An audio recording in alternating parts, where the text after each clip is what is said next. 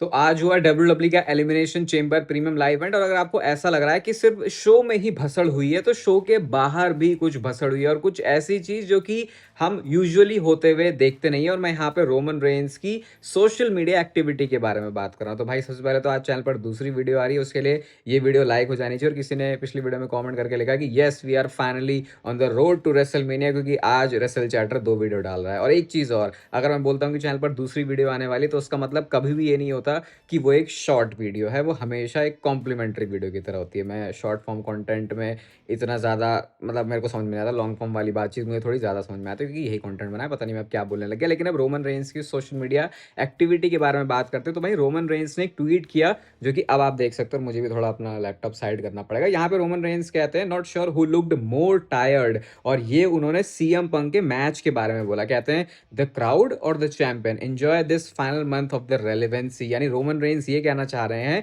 कि CM Punk भी थकेला आदमी है। और क्योंकि एलिमिनेशन चेंबर शिकागो से हुआ था तो उन्होंने शिकागो के क्राउड को भी बोल दिया कि तुम भी थकेले, तुम्हारा चैंपियन भी थकेला, बस एक महीना एंजॉय कर लो रेलिवेंसी का, क्योंकि फिर तो रोमन रेंस को सीएम पंक को हरा के वर्ल्ड हेवीवेट चैंपियनशिप को कैप्चर करना है। तो जब रोमन रेंस ट्वीट कर रहे हैं, वो भी वो उस शो का पार्ट भी नहीं है, तो मतलब कि हाँ, अब आप बोल सकते हो कि ये भी एक और साइन है कि हम फाइनली रोड टू रेसलमेनिया पर है। और एलिमिनेशन चेंबर ने बहुत हद तक चीजें बदली हैं। जैसे अब तक हम पिछले रॉयल रंबल से ही रोना धोना अपना गा रहे हैं भाई क्या डब्ल्यूडब्ल्यू चल रही है, लेकिन अब ऐसा लग रहा है कि इन्होंने फाइनली अब कुछ ऐसे चीजें करनी शुरू करी, कुछ ऐसी माहौल में वो जो फील है वैसा आना शुरू हुआ। और ये जो जवाब है, मतलब ये जो रोमन रेंस का ट्वीट है, इसके ऊपर जवाब भी दिया है सीएम पंक ने। और ऐसा जवाब दिया है कि yes this is CM Punk, इसलिए हम सीएम पंक को जानते हैं। तो पोस्ट शो में सीएम पंक आए थे और यहाँ पे सीएम पंक ने तो सीधा सीधा ही ऐसी बातें बोल दी, मतलब ये तो ऐसा लग रहा है कि आप अपने प्रोमोज के लिए बचा सकते थे। सीएम पंक बोलते हैं कि देख रोमन रेंस, तेरे पास ट्वीट करने का टाइम है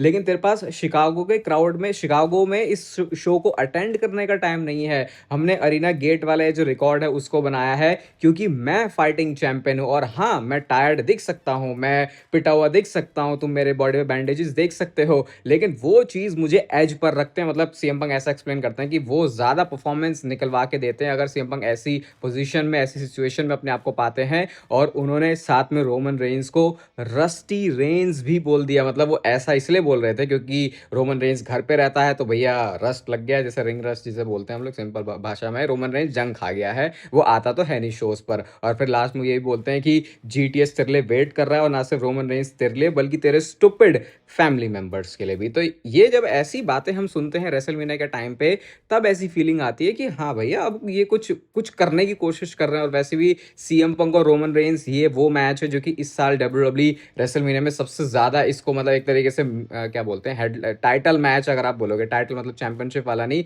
इस रेसलमेनिया के लिए कोई टाइटल मैच की बात हो रही है कि हाँ इस वाले मैच से इस साल की रेसलमेनिया को जानेंगे तो वो Roman Reigns versus CM Punk वाला है। और क्या मस्त तरीके से उन्होंने कुक किया। रोमन रेंस का भी मस्त ट्वीट, लेकिन वैसे ही बताऊं तो सीएम पंक का है जो कमबैक वाला रिप्लाई आया है। और वो तो बात भाई सीएम पंक अपने कई बार लोहा मनवाते रहते हैं कि जब मैं प्रोमोस पे आता हूं, जब मैं वर्ड्स के सिलेक्शन पे आता हूं, जब मैं लाइनें बोलता हूं तो वो सीधे अंदर तक जाके लगती हैं, चुभती हैं, फिर चाहे वो अच्छे सेंस में हो या फिर वो बुरे सेंस में। और अब यहाँ से रेसलमेनिया का मजा हमारा होने वाला है क्योंकि जैसे मैंने आपको बताया था, सारे ही जो मंडे नाइट रॉ के एपिसोड है, या तो वहां पे सीएम पंक सॉरी या तो वहां पे ब्रॉक लेसनर होंगे या फिर रोमन रेंस होंगे, या फिर काफी सारे शोज में दोनों ही सुपरस्टार्स होने वाले हैं। तो ऐसे में रेसलमेनिया की जो फीलिंग है वो तो मस्त आ जाती है। तो ये रोमन रेंस और सीएम पंक के बीच हो रहा था कब, एलिमिनेशन चेंबर के बाद। और उसके एलिमिनेशन चेंबर से रिलेटेड भी और सारी बातें। और भाई मेरे को तो ऐसे कलेजों को ऐसी ठंडक पहुंची है ना मेरे, मैं क्या बताऊं आपको। तो डब्ल्यूडब्ल्यू हमेशा अपना वो जो पोस्ट शो करवाती है उसको उन्होंने आज भी किया।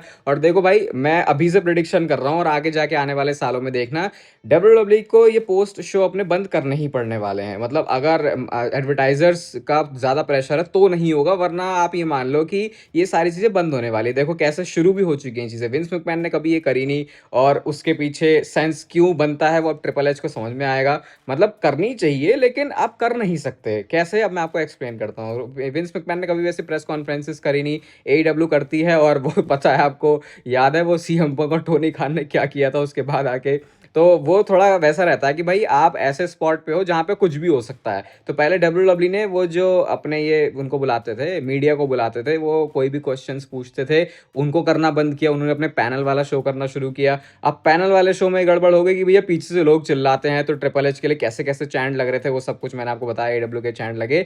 अब ट्रिपल एच ने उस वाले शो पर आना ही बंद कर दिया। तो इस बार अब भाई बंदे को आके बोलना तो है ही, वही है कि उनको अपने आप को ऐसा तो दिखा नहीं रहता कि हाँ भैया सब कुछ हम चला रहे हैं, और चला भी रहे हैं। तो मतलब अब वो उस पर ओपिनियन अलग अलग हो सकता है आपका कि आप क्या चाहते हो कि वो फेस की तरह दिखे यहाँ पे या नहीं।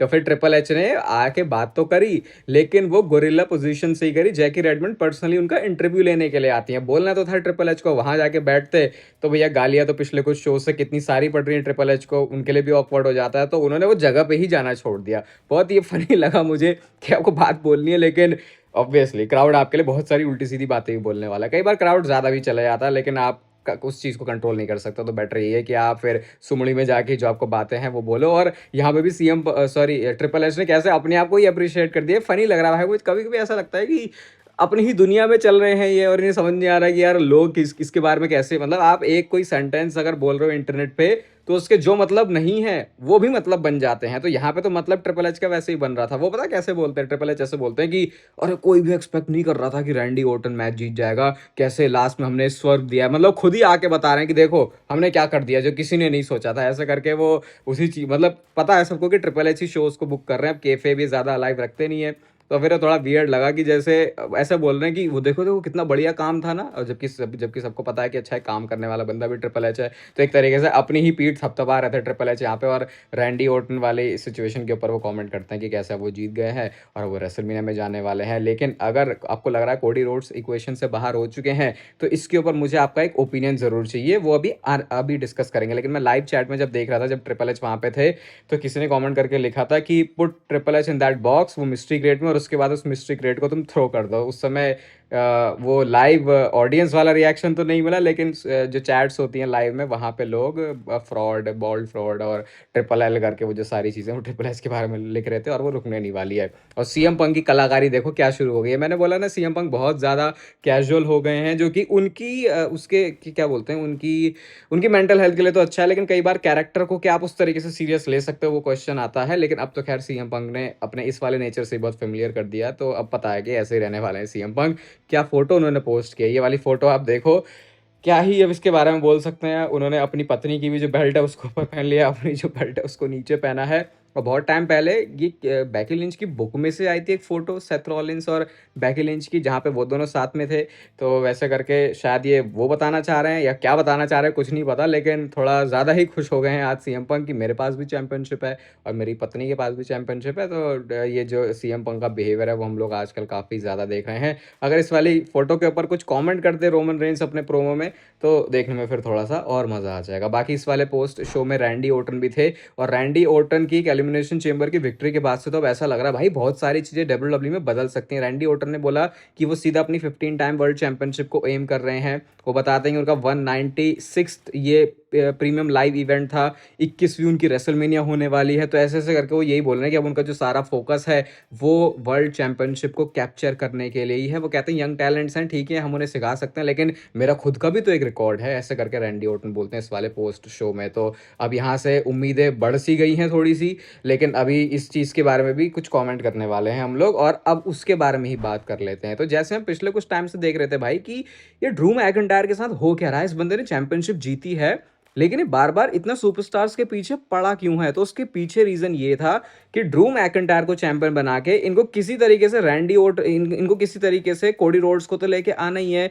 तो ट्रिपल एच ने ये पोस्ट शो में, वो जो जैकी रेडमंड के साथ छुप के उन्होंने इंटरव्यू दिया, वहां पे बोलते भी हैं कि ड्रू मैकिंटायर बहुत ज्यादा फटेले में घुस रहा था, तो भैया उसको इसका मिलना भी था। तो ये स्टोरी इसीलिए चल रही थी ड्रू मैकिंटायर की, कि कैसे डब्ल्यूडब्ल्यूई दूसरे रास्ते से भी और सुपरस्टार्स को यहाँ पे लेके आ पाए। और पर्टिकुलर बात करें तो कोडी रोड्स को लेके आ पाए। जैसे मैंने सुबह वाली वीडियो में आपको बोला है कि जो कोडी रोड्स हैं उनका मैच होने वाला है ड्रू मैकिंटायर के साथ अनडिस्प्यूटेड चैंपियनशिप के लिए। सुबह वाली वीडियो नहीं देखी तो उसका लिंक भी आपको डिस्क्रिप्शन में मिल ही जाएगा। तो अब नेक्स्ट स्मैकडाउन में होने वाला है इनका मैच, और ये थोड़ा वियर्ड भी है देखो इस वे में, क्योंकि साफ साफ बोला था कि कोडी रोड्स एंटर नहीं कर सकता, लेकिन सोचो रॉयल रंबल में भी बंदा नहीं जीता, एलिमिनेशन चेंबर में भी नहीं जीता, लेकिन फिर भी उसे मैच मिलने वाला है और इस मैच में भी कुछ ड्रामा हो सकता है और उस ड्रामे के बारे में डेफिनेटली हम आने वाली वीडियोस में बात करने वाले। लेकिन आपका क्या ओपिनियन है इस बारे में कि अगर कोडी रोड्स को इतने मौके मिले और वहाँ पे वो फेल हो गए, तो उसके बाद भी कैसे मैनेजमेंट ने उनको ये जो मैच है वो फिर से दिया है?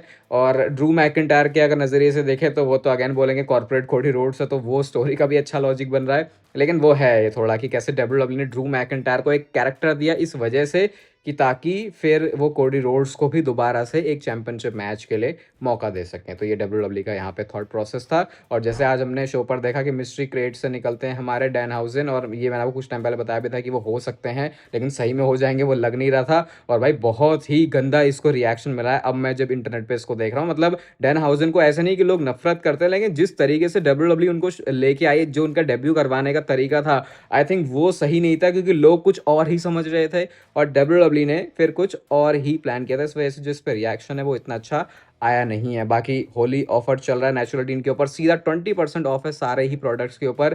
प्रोटीन थोड़ा महंगे में आ जाता है, तो इस समय आपके लिए बेस्ट मौका है उसको परचेस करने का। होली वाली सेल चल रही है। बाकी डिस्क्रिप्शन में आपको सुबह वाली एलिमिनेशन चेंबर के रिव्यू का भी लिंक मिलेगा, वो भी जाके आप देख सकते हो। इंस्टाग्राम भी देख सकते हो, शॉर्ट्स भी देख सकते हो, काफ़ी कुछ कंटेंट वैसे आज डाला गया है सारे ही प्लेटफॉर्म्स के ऊपर। बाकी डेली डब्ल्यूडब्ल्यू की वीडियोस के लिए इस चैनल को सब्सक्राइब करो, तब तो पसीना भी आने लग गया।